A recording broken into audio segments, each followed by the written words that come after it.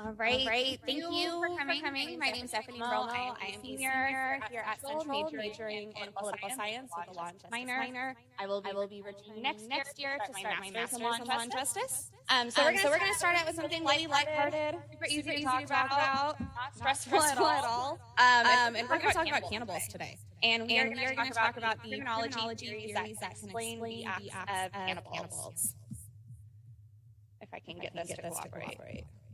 All right. So cannibalism, highly frowned upon, not actually legal in most of the United States. But murder, desecration of corpse, things like that are illegal. So it would be hard to cannibalize somebody while still following the law. Historically, cannibalism has been done ceremoniously a lot.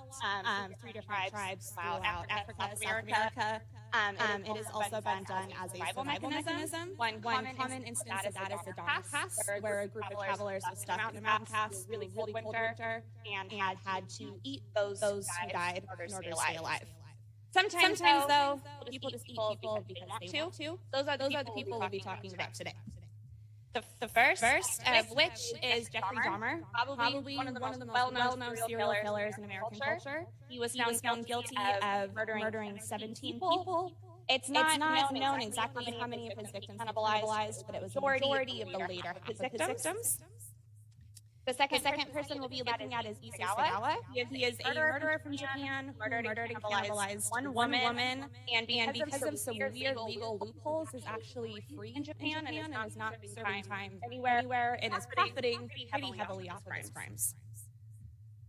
The third person we'll be looking at is a suspected cannibal. Nothing has been proven, but there's enough reports out there to assume that it probably did happen. His name is Eponine, also known as the Butcher of Uganda. He is a political leader and a military leader. Under his regime, it's estimated that almost 500,000 people died. It's unknown how many people he personally killed, but he would kill people at the drop of a hat, so it's a high number. So my research question is, can acts of cannibalism by different men be explained by the same criminology theory or theories? All three of these men grew up in different continents. They had very different lifestyles, but the act of cannibalism tied their crimes together. So I wanted to know if the same theories could be used to analyze their crimes.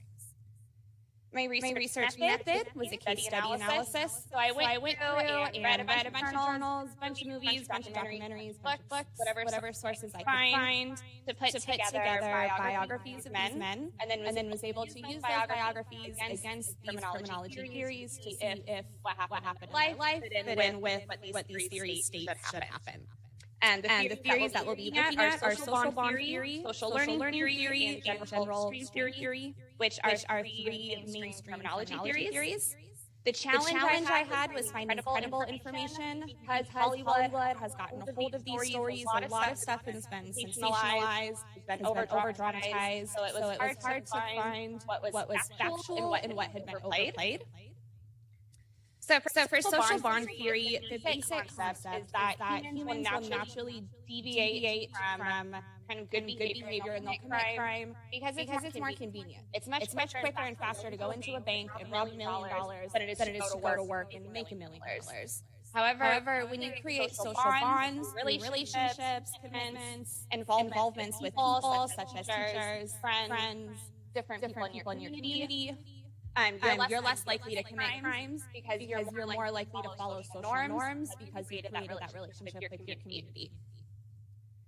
With Dahmer, he didn't really have many social bonds at all. The people he did associate with at school weren't friends with him. They talked to him, but they more treated him like a clown in a sense of entertainment than an actual friend.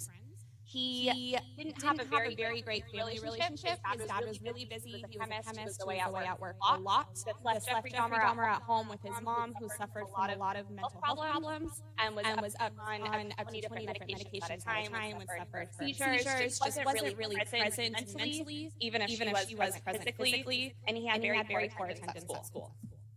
Sagawa was very similar story. Did not have many friends at school, was kind of an outsider. People thought he was weird, people picked on him.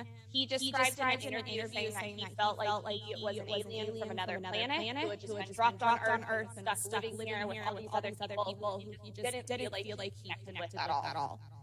He was taken care of by his parents, but almost to a toxic level where they enabled his behavior. So where he created that bond, it wasn't necessarily a beneficial one, and it allowed him to continue committing crimes later on. His only real friend that he ever really made was a woman named Renee Hartzevelt, who was actually his victim. So he killed and ate his only real friend. Idi Amin, again, very similar, which you'll kind of see as the trend with these theories. Did not have much of a relationship with his parents. It's not believed that he knew who his father was. And if he did, he didn't have a very close relationship.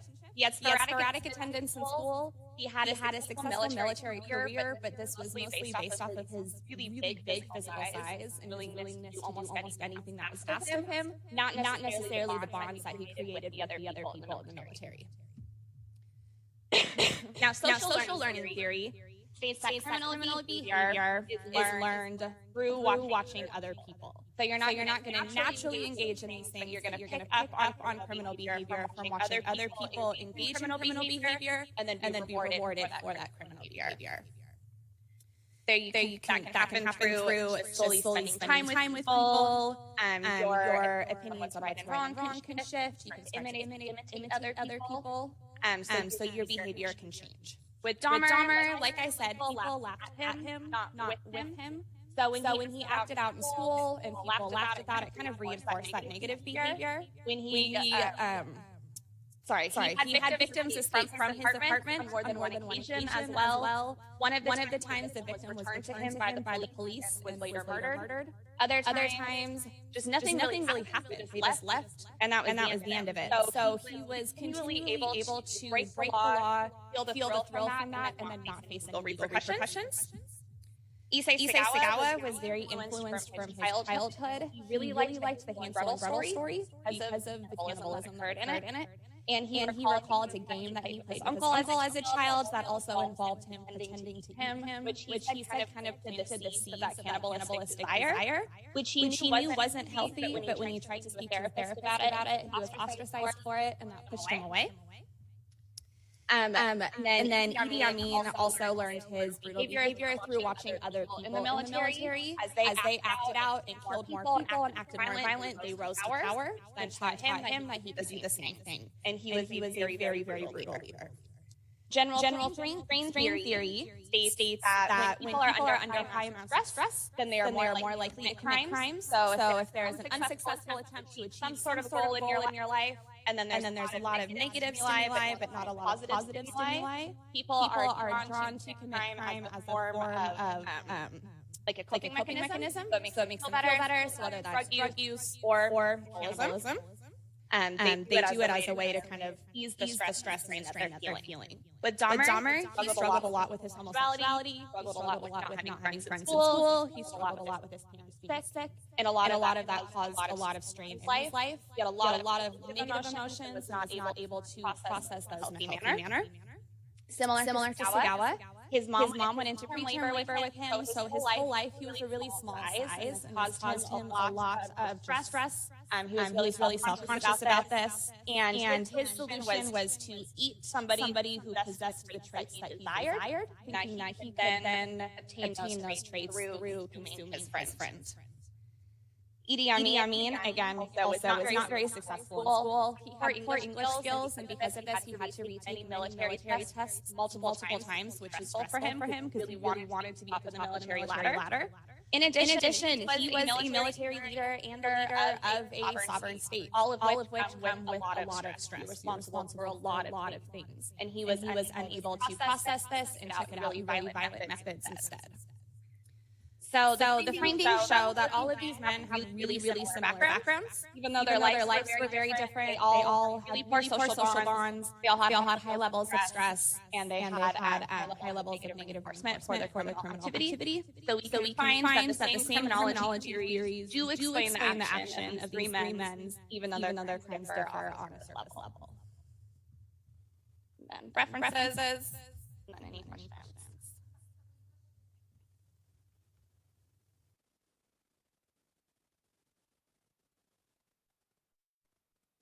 Yep.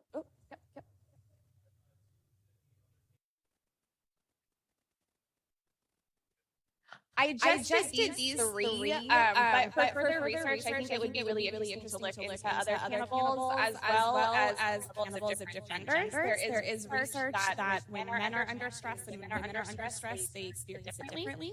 So I think it would be really interesting to look at strain theory and look at male cannibals versus female cannibals and see if they both have that same source of strain in their life. Yeah. Oh. I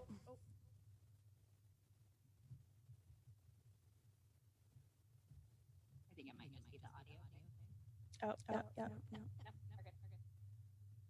All right. I think that's it. Thank you.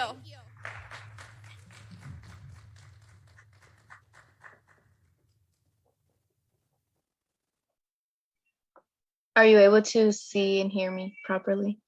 Yes, America, we can see and hear you properly. Okay, can I go ahead now? Yep. Can I hear you, or can you hear me, Taylor? No, this is America. This is America who's speaking. Oh, sorry, America. My bad. America, let's have you go ahead and speak. I'm over here in the circ, and I will be moderating your presentation. So what I'm going to do is I'm going to introduce you and your presentation. And then in the chat, if you just want to keep an eye there, I'll give you a 5-minute warning, a 2-minute warning, and an end of presentation warning. Does that work okay for you? Yes. Am I able to see the chat while I'm presenting? You should be able to see it. Okay. In your Zoom window. Okay. Alrighty, so we have America Sanchez, and she's going to be giving us a presentation on women, prison, and cognition in Washington State. America, go ahead whenever you're ready. Thank you. So yes, hi everybody, my name is America Sanchez. Before I begin, I want to thank Source for this opportunity and Professor Christine Henderson for being such a great mentor. Okay, so just a quick little overview here. In Washington State, there's a need to develop gender-responsive reentry and rehabilitation correctional programs due to differences in reentry and healing programs for men and women. For instance, women have more factors hindering the social support that they receive upon reintegration. In Washington, about 800 women are being incarcerated in the 2 women's prisons that we have, being Washington State Correction Center for Women, also known and will be referred to as WSDCW, and Mission Creek Correction Center for Women, MCCCW. There's an incomplete, okay, sorry, I don't know what went on. There's an incomplete restorative improvement program for women in these prisons, and Washington's women's prisons rehabilitative models of personal responsibility are stifled by gaps in research. So we conducted research and qualitative interviews, and our findings led us to develop a model that I will discuss further later. So as I mentioned, women often face unfair disadvantages in prisons and correctional systems. For instance, women have a 37% chance of reoffending, whereas incarcerated men have a 52% chance of reoffending, but this is not being considered in sentencing, so men and women are sentenced exactly the same. And further, there are fewer programs for women than there are for men in prisons, and these programs don't recognize the traumatic paths that led them to this incarceration enough. And although there are higher prison populations for males and they're increasing, women's prison and jail populations are increasing nearly double that of males. And research also shows that women have higher rates of mental health, substance, and sexual abuse problems than men. In addition to that, women have added hardships in prison, such as being raped, pregnancy, and drug legislation. In Washington, women are inordinately, or sorry, not in Washington, just in general, women are inordinately affected by drug legislation. And in Washington, marijuana is now legalized, but the scale of which women were jailed was not reduced by much. And the Washington State Department of Corrections stated themselves that drug offenses and property crimes are the most common. Before I continue, I'd like to introduce the IF project. which is a nonprofit organization which indulges in many aspects of collaboration to provide incarcerated and previously incarcerated women with various effective workshops, including writing workshops that allows women to think about their behaviors and create self-efficacy and success upon reentry. They also provide services for women once they are released. Seattle University conducted a study to measure the effectiveness of programs, or specifically the IF project, and they found that the program did help the women address their needs, whether that be criminogenic and non-criminogenic, and it also helped in improving the self-efficacy of the women. The project also creates a positive motivational and psychological change needed for recidivism. And this study also highlighted the importance of future research, which is my research. In Washington, we have a couple of programs that are relevant, like SARU, which focuses on correcting criminal thinking errors and is gender specific. However, this program doesn't include, or is not clear if marijuana is included, which is important to be addressed because marijuana leads to harsher substances. It's also not clear whether this program, how it works with programs like the IF project. So yeah, and then we have Walser, which is a library program that provides services upon reentry. And I just like to show the two women's prisons programs and the differences. So as you can see, there's a difference in the variety and the types of programs. As mentioned, there's a gap in the literature that the Seattle University study highlighted. Specifically, there's a need to understand how programming like the IF project increases success in cognitive-based therapy. And in this research, it's essential as the study's outcome could revolutionize how society approaches incarcerated women's mental health, prison programming, and cognition therapy in Washington State, and change policy evaluation. So with this exploratory research, as said, it's important because it can give women a higher chance of succeeding after prison, because currently many women come out of correctional systems in worse condition than they went in. And I also want to apologize. I don't know why it keeps changing. I'm not doing that, but sorry about that. So yeah, so for my literature review, I focused on rehabilitation, mental health, education, and collaboration because those were key aspects to successful reentry and cognition programming. So the research shows that rehabilitation is important for successful reentry, and it emphasizes the idea of beginning rehabilitation while still incarcerated and having more than one method of rehabilitation. And then also the research says that men and women do have differences in the rehabilitation that they go through, such as women having more social or more components that hinder the social support they receive. In Washington State, the Supreme Court Gender and Justice Commission reports that gender does affect the treatment that they receive, specifically with the effect being more prominent on women, specifically BIPOC women, LGBTQ+ people, and women in poverty. Mental health is also crucial to reintegration and successful life after prison. In Washington, incarcerated women have more of a necessity for mental health services than men do.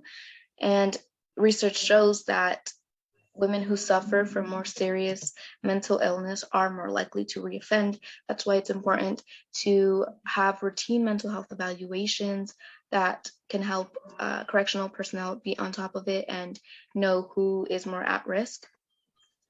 And then mental health issues must be considered after release for a better reentry outcome.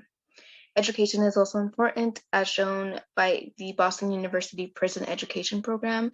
The Violence Crime Control Act of 1994 basically eliminated educational programs in prisons, except for this Boston one. And this Boston one was shown to reduce the likelihood of reoffending, also stopping generational patterns of imprisonment. And it's important to note that in Washington, women are less likely to get their GED or obtain a post-secondary diploma. Collaboration is also emphasized in the research. Collaboration between the DOC and the incarcerated women themselves, and getting their input on their needs and things like that, having them be a part of the development of programs is important, as well as collaboration between researchers and the DOC. Recently, we had a IF project panel that included IF project representatives, including previously incarcerated women. And from this, they also emphasized that gender absolutely matters. Taking a look at women in the system is key to successful reintegration. The only way that we can truly make change is by fully understanding the needs that women have. And this is done by being more individual with the women. This panel also emphasized that there was a need for mental health assistance as well, housing, employment, and education. And as I said, this panel had previously incarcerated women that can attest that it takes years to fully integrate back into society. And even still, there is moments of being uncomfortable. And then they were asked what could have improved their path. And that was supportive community, having a peer to look up to. And in Washington State can also help improve this by addressing mental health needs while they are incarcerated. And there's also the idea of county of origin brought up, where the prisons release inmates where they were arrested, which is also where they committed the crime. So that should be readdressed. And in our study, we conducted qualitative interviews while considering anonymity, confidentiality, and informed consent. We focused our interviews on 4 central questions, which are here, though we let the conversation flow naturally. From our interviews, we were able to find that women's crimes and focuses after incarceration are in fact different than men. They often focus more on family and relationships, whereas men focus more on like jobs and stuff. Through our interviews, the idea of reception to reentry was endorsed. This idea is working with the incarcerated women while they are, or from the beginning, as soon as they get booked, to all the way to once they are released. And one interviewee even emphasized going beyond that for a couple of years. Specifically, also our findings are that a mental health component is missing in Washington State. Currently, incarcerated women are assessed on a scale of 1 to 5, with those scoring a 4 to 5, receiving the treatment that they need, the mental health treatment that they need. However, if a woman scores a 3, which indicates that she has some mental health needs, she won't receive the adequate and necessary treatment because she isn't considered high needs. Furthermore, there's a gender responsive model missing in Washington State.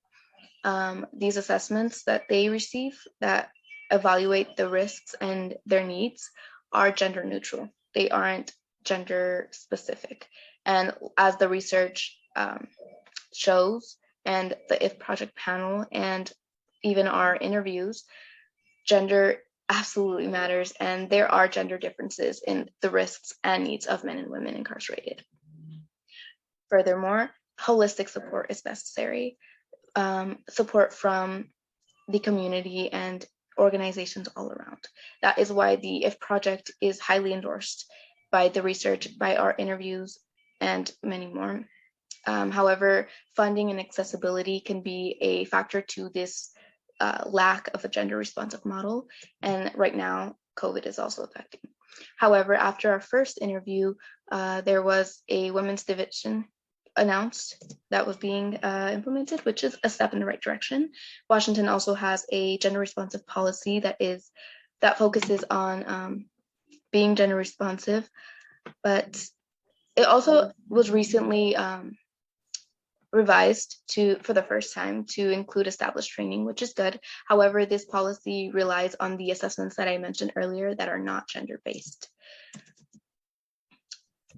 Oh, not move. Okay, so I actually conducted a policy analysis of that policy, and my criteria for this was equity, sustainability, evidence-based, and administrative feasibility. So an alternative to this policy should be equitable to all, not only women, but all people incarcerated, should be able to be upheld and backed by evidence, also easily implemented into administration. So some alternatives are revising the policy and including core programs like the projects.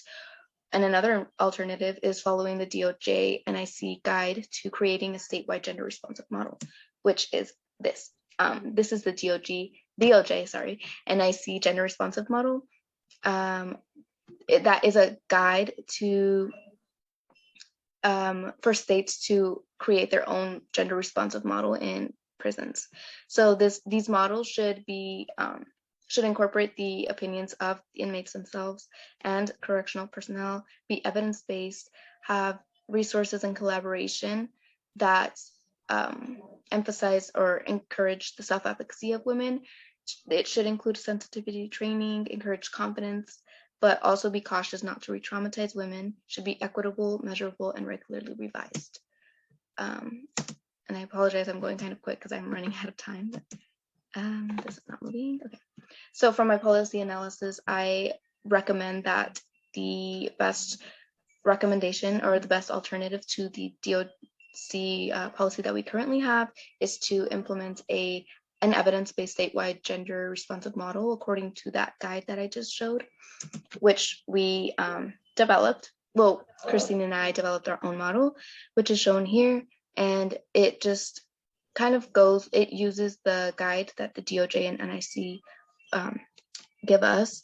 And our model proposes our policy development, which is revising the model that we currently have and developing gender-based risk assessments. As I mentioned, the assessments that we currently use are not gender-based, which is important because, again, men and women have different needs. This model also has a personalized mental health aspect.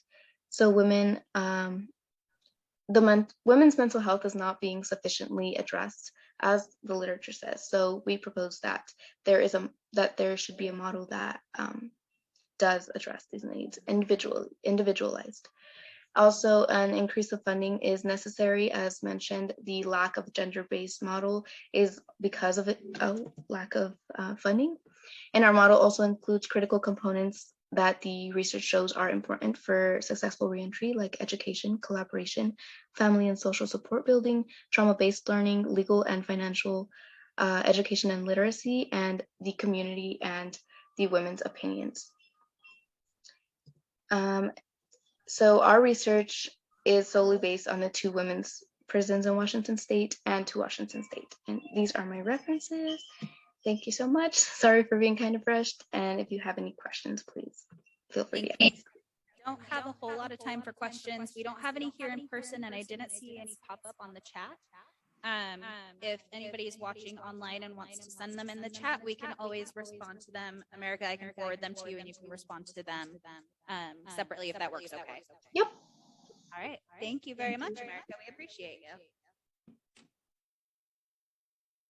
All right. Before I begin, I'd like to thank Dr. Matthew Altman, the Philosophy Department, and Source for helping make projects like mine possible. So H.L.A. Hart is an author who was made professor of jurisprudence at Oxford in 1951, where he began writing one of his most influential works known as The Concept of Law. In his work, he starts to get into the nature and origin of rights, which he elaborates on in a later work of his known as Essays on Bentham, where he responds to some of the objections and starts to outline a series of objections known as narrowness objections. In these works, Hart puts forth a notion of natural rights. Natural rights theory has had a long tradition in philosophy and philosophy of law, and his concern is mostly such that rights seem to have certain qualities about them which are altogether different from other moral or ethical obligations or standards. So his job is to try to explain the mechanics of those rights and why they are different within our moral and legal codes. So will theory, which is the theory he put forth, the essential claim is that our rights come about as a function or a result of control over an object, whatever the object of the right is. So a man would have a right to a pen insofar as he has control over that pen and what it does. So one of the implications of this claim, however, is that all rights would necessarily be waivable by whoever the bearer of the right was. So whoever would own the pen must be capable of waiving his ownership over the pen. The goal, of course, of this theory is to provide an account for rights which acknowledges their unique role. So before I continue, it's important to set up kind of the foray that this is presented in. So interest theory is another dominant theory that contests will theory. Interest theory or benefit theory claims generally that a person has a right, to go back to my earlier example, a person has a right to a pen insofar as that pen benefits that person, or provides benefits, or insofar as that person is interested in the pen or has interests in the pen. Often these contests can be traced back to broader contests in moral theory between deontology and utilitarianism, for instance. Where many deontologists or utilitarians will sort of pick sides based on their broader moral theory for arguments such as these. Usually utilitarians are going to be with benefit theory or interest theory because it more so aligns with broader moral code. So interest theory is usually considered the broader of the two theories, which is where objections stemming from narrowness come from. Many interest theorists have problems with will theory because it is too narrow and not broad enough. So when I'm talking about narrowness, there are three sort of problems that narrowness brings to will theory. The first is coverage, right? Can will theory explain all of the rights that we think we have, as well as the rights that persons should have? So the argument then is that will theory cannot provide us the rights we think we have, or it does not provide rights for certain persons that we think should have those rights. Another variation of narrowness which is problematic is that of redundancy. So the idea is that will theory does not actually expand upon any of the moral theories that it's part of, for example, deontology, and as a result it's useless. And that, of course, does not work because we think rights are unique in some way, and the goal is to explain that because broader moral theories cannot. And the third problematic notion of narrowness is that of mechanical narrowness. This is where we might have performative issues or contradictions within the theory that cannot be resolved, and thus the theory must be illegitimate. So on coverage, the argument typically is such that will theory does not provide an explanation for those rights that we think we have. For example, welfare rights. And my response to this in my project was that this concern presumes of competing theories and their explanations and privileges. It does not allow will theory to actually contest other theories and assumes that it's incorrect. To this end, any concerns that it doesn't explain the rights that we think we have, misunderstands will theory as trying to give an origin for those rights. So any concerns are therefore a different problem altogether, and not problematizing will theory itself. The second issue with coverage that's often brought up in literature is that it cannot account for the rights of the incapable. As aforementioned, will theory makes a requirement of all rights that they be waivable. There are certain persons who we think do have rights but cannot waive those rights. The incapacitated, for instance, either by age in the case of children, people who are comatose or injured to a degree that they cannot consent or waive their rights, as well as various persons suffering from cognitive or mental issues who cannot consent or waive their rights. My response to this was mostly to say that it's a complicated issue, where redundancy and mechanical issues, which I'll get into, tie in, and I think the best answer is going to be found in acknowledging will theory not as an end-all be-all when discussing rights, especially when it is supposed to be supplemental to a broader moral theory.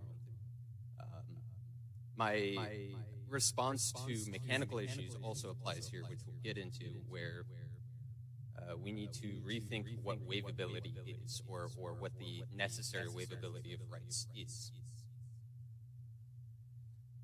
The second narrowness objection is that of redundancy. So the concern here is if we tie will theory to any particular moral theory, for example, contractualism or deontology, it doesn't actually accomplish it. This is despite rights having a uniqueness which goes beyond what these moral theories are capable of explaining, which is the reason Hart began writing on these in the first place. My response to this was by saying will theory is one of several approaches that we can have within moral and ethical thinking to rights, and it's supposed to be supplemental. It's not supposed to stand on its own independently of these theories. It's not necessary to tie it into any particular theory either, which avoids redundancy in the sense that you don't have to be a contractualist in order to be a will theorist. And so it provides an explanation between different theories. And third is the mechanical objection, mechanical narrowness. So if all rights are and must be waivable, what of those rights that don't seem to be able to be waived, right? An infamous example was that of slavery. Can a person volunteer themselves to be a slave, or can they waive their rights to self-ownership? Which seems contradictory in the sense that you cannot waive a right that allows you to waive rights generally. And here I think it's important to narrow the definition of waivability in order to solve this problem. And what's often meant by waivability is that it's able to be relinquished as a right. But instead, I think it's more accurate to describe it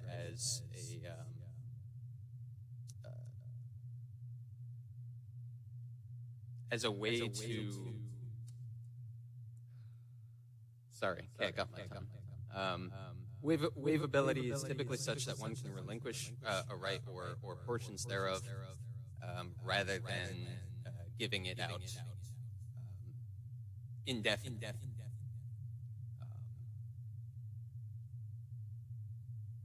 So relinquishment of rights is mechanically problematic in aforementioned cases, such as enslavement or other potential contradictions. But understanding rights as a way to refrain from enforcement rather than as a relinquishment of the right altogether, I think is a solution. Because even a comatose or an incapable person is able to refrain from enforcing a right which does not denigrate their having a right to begin with. Rather, it allows us to interact with that person in a manner which may not respect their rights, but respects the fact that they have that right. And again, one can refrain from enforcing a right for some period while still respecting that person's possessing over long term. So, for instance, if a man were to get into a car accident and for whatever reason there needs to be a risky surgery done on him, but he can't consent to whether or not he wants that surgery performed, in those cases, we can have someone else sort of take control and make the decision for him without saying that that person now sort of owns that person's right or now makes decisions for them. Here are some of Hart's essays. Are there any questions?